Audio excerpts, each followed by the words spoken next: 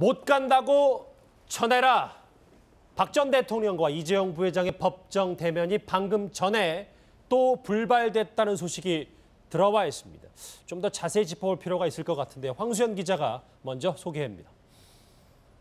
네, 두 차례 무산됐던 박근혜 전 대통령과 이재용 삼성전자 부회장의 법정 대면이 오늘도 불발됐습니다. 원래 잠시 뒤인 오후 2시 박 전 대통령은 이 전 부회장 재판에 증인으로 출석할 예정이었는데요. 실제로 오늘 구인영장 집행을 위해 특검 관계자들은 이렇게 아침부터 구치소를 분주하게 찾는 모습이었습니다. 하지만 박 전 대통령이 건강상의 이유로 재차 불출석 사유서를 제출했고 영장 집행에 불응하면서 결국 법정 출석은 무산됐는데요. 오늘까지 포함하면 벌써 박 전 대통령과 이 전 부회장의 법정 만남이 3번이나 무산된 셈입니다. 박 전 대통령이 끝내 모습을 드러내지 않으면서 결국 직접 증언을 들을 기회는 영영 사라진 셈입니다. 박 전 대통령은 지난 3월 검찰 출석을 할 당시에 분명히 성실하게 조사에 임하겠다고 밝혔었는데요. 당시 그 목소리 들어보시겠습니다.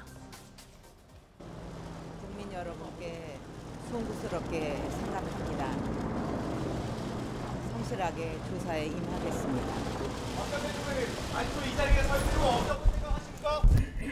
네, 들으셨던 것처럼 박 전 대통령과 이재용 부회장 간의 강제 대면조차 방금 전에 또 무산이 됐습니다.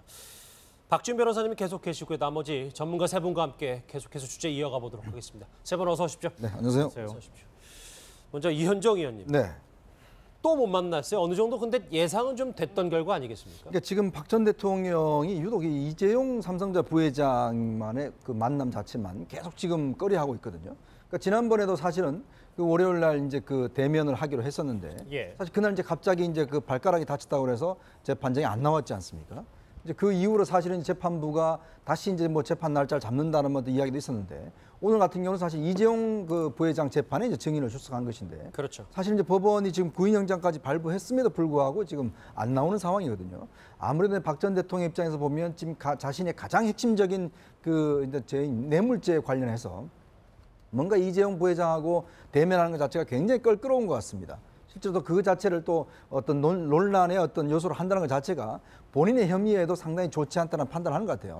그래서 아마 최근에 보면 이 재판정에 나와서 일단 이재용 부회장도 다 지금 재판에 증언을 하지 않고 있거든요. 예. 그러니까 그런 전략과 비슷하게 박 전 대통령도 일단 대면 자체를 일단 회피를 하는 것 같습니다. 예, 박 변호사님 실제로 저희 지금 서울구치소에 취재기자가 나가 있는데 화면 함께 보시면 특검 관계자가 오전부터 구치소에 굉장히 분주하게 왔다 갔다 하더라고요. 일단 그 영장 집행 과정은 이루어진 거죠? 예, 영장 집행이라는 거는 통상 구속영장 집행하고 같습니다. 영장을 보여주면서 이 판사가 내준 영장이기 때문에 일로 인치를 해가지고 따라오는 게 일반적인데 일반적인 뭐 국민들이야 뭐 당연히 영장이 보면 당연히 따라가고 인치가 되는 게 보통 모습인데 지난번에도 구인영장 집행이 좀 실패했었고 그렇기 때문에 사실 영장의 어떤 집행 과정이라든지 이거를 만약에 안 됐을 때 어떻게 한다라는 그런 어떤 법은 없습니다. 왜냐하면 당연히 영장이 왔는데 안 간다는 사람은 없거든요.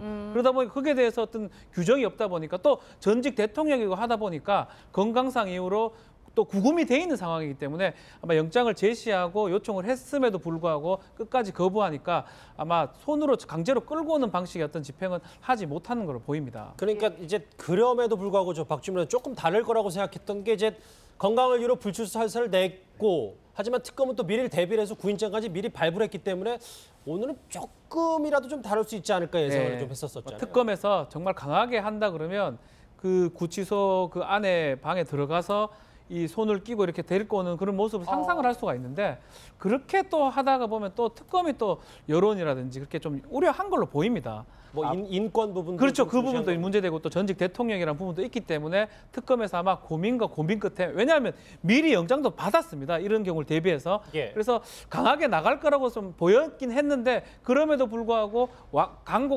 완강하게 박 전 대통령이 거부하다 보니까 영장 집행은 뭐 실패한 것으로 지금 보입니다. 예, 뭐 실제로 건강상의 이유를 들면서 재차 불출석 사유서를 제출했다고 하는데 사실 저희가 어제도 박 전 대통령의 모습을 봤듯이 법정 출석이 그렇게 어려워 보이진 않았단 말이에요. 저희가 뭐 근데 건강상의 이유를 들면 좀 어쩔 수 없다 뭐 이렇게 생각을 해야 될까요?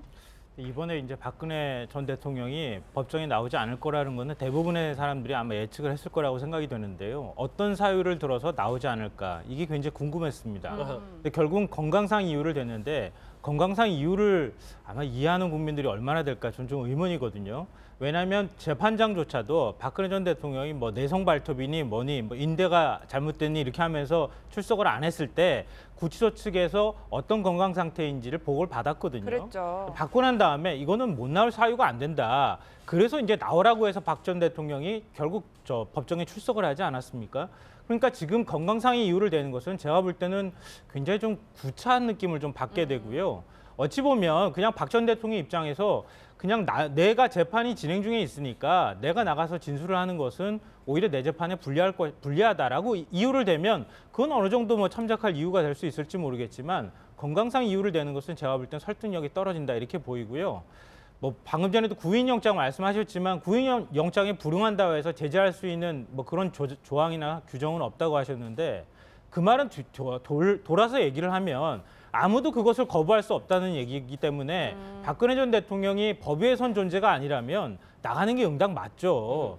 그걸 거부한다고 하는 것은 기존에 우리가 탄핵 사유로 들었던 것처럼 헌정질서 유린이라고 하는 얘기를 똑같이 들어야 할 판에 됐다. 그러니까 박 전 대통령이 이런 면에 있어서는 사실은 너무 뭐 인권이나 이런 차원을 떠나서 지켜주는 모습은 지켜주고 나와서 이거는 나와 불리한 것이니까 내가 진술을 거부하겠다고 하면 될 텐데 굳이 안 나오려고 하는 이유가 뭘까? 이 부분은 저는 솔직히 납득이 잘 안 됩니다. 최소한의 전직 대통령의 품위를 지켜서 나왔으면 좋겠다. 박사원 소장님. 네. 이게 피한다고 될 일이냐라는 여론, 그냥 상식적인 여론 수준의 그런 목소리들이 많아서요.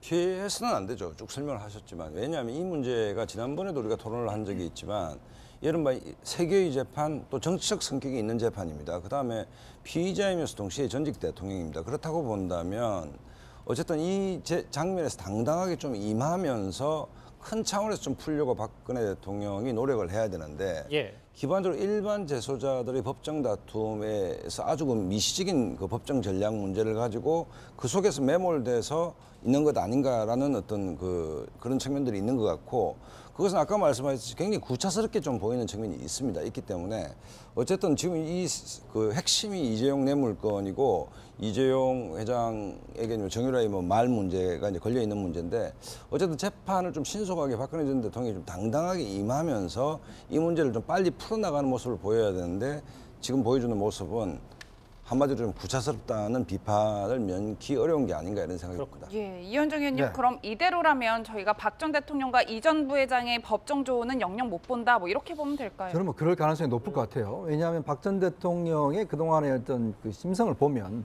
사실 한 번 싫어하는 사람, 한 번 또 안 하겠다는 거 이거는 좀처럼 꺾질 않는 걸 이제 보여줬지 않습니까? 이제 본인의 뭐 고집일 수도 있고 본인의 뭐 소신일 수도 있는데 아무래도 본인이 한 번 안 한다는 것 자체는 뭐 그동안 사실 거의 한 적이 없습니다. 이제 그렇다고 봤을 때는 또 아마 이번 재판에서 가장 이제 핵심적인 사안이고 또 이 핵심적인 사안에 대해서 본인이 어떤 지금 결론이 나올지 모르지 않습니까? 일단 그렇기 때문에 이재용 부회장도 지금 증언을 거부하고 있고 본인도 마찬가지로 하고 있고 이제 그런 상황에서는 두 사람의 어떤 만남 자체가 자칫 재판에 어떤 본인한테 불리하게 될 수도 있는 문제고 또 이제 한번 본인이 이제 하지 않겠다고 한다는 것은 뭐 제가 볼 때는 아마 앞으로도 이런 방침은 꾸준히 지켜나갈 게 아닌가. 아마 옆에 변호인들이 뭐라고 하더라도 본인이 한번 안 만나겠다고 그러면 제가 볼 때는 아마 끝까지 안 만날 가능성이 좀 높아 보입니다. 자막에 뭐 이재용 부회장 피하기 성공 아니냐라는 물음표도 있는데 의미심장하네요. 박준 변호사님. 네. 이재용 부회장은 만날 가능성이 별로 없어 보이긴 하는데 현재로선. 근데 박 전 대통령 재판이 TV 생중계된다. 뭐 이런 얘기가 나오고 있어요. 네, 그렇습니다. 이제 재판을 공개하고 하지 않는 거는 대법원 규칙에 지금 정해져 있어요. 대법원 규칙에 의하면 재판장이 허가하면 공개할 수 있는 걸로 방해는 안 되는 걸로 지금 규정이 돼 있는데 내일 대법관 회의를 통해서 대법원 규칙을 바꾸지 않을까 이렇게 지금 예상이 되는데 특히 지난달에 전국에 있는 판사들 대상으로 생중계가 필요하느냐 이렇게 조사를 해보니까 한 68% 이상이 찬성을 했습니다. 현직 판사들이. 그러다 보니까 아마 내일 대법관 회의를 하면서 대법관들이 아마 바꿀 가능성이 높고 근데 헌법이나 법원 조직법 보면 공개가 원칙이거든요. 공개가 원칙인데 그 하위 법령인 규칙을 통해서 공개를 안 하는 걸로 지금 해놨어요. 법제 체계하고도 좀 안 맞기 때문에 또 헌법재판소 같은 경우는 이미 지금 중개를 하고 있고요. 그렇죠. 예. 그래서 아마 내일 대법관 회의를 통해서 바뀔 가능성이 아주 높다. 바뀐다 그러면 바로 적용을 해가지고 박 전 대통령 재판에 적용될 가능성이 높다 이렇게 보입니다. 그런데 일각에서는 또 반대로는 박준 변호사님, 네. 너무 마녀 사냥 아니냐? 인기 영합해서 박 전 대통령 몰아서는 TV 속에서 그것만 보이니까 뭐 그래서 생중계를 안 했으면 좋겠다라는 의견도 충분히 또 있죠. 있어요. 그 개인의 어떤 프라이버시라든지 특히 이제 또 여론 재판 같이 돼버릴 수가 있고요. 변호인도 뭐 하기가 좀 어려울 수 있고 막 그런 것 때문에 이제껏 재판을 뭐 방영하거나 시청할 수 없는 상황이었는데 막 그렇다고 하더라도 지금 상황에서는 막 대법관 회의를 하기 전에 설문조사 다 했는 건 아마 이걸 하기 위해서 한 걸로 보입니다. 그래서 될 가능성이 조금 더 높지 않을까 생각이 좀 듭니다. 일단 오늘 오전 그리고 방금 전에 이재용 부회장과의 강제 대면은 불발이 됐습니다.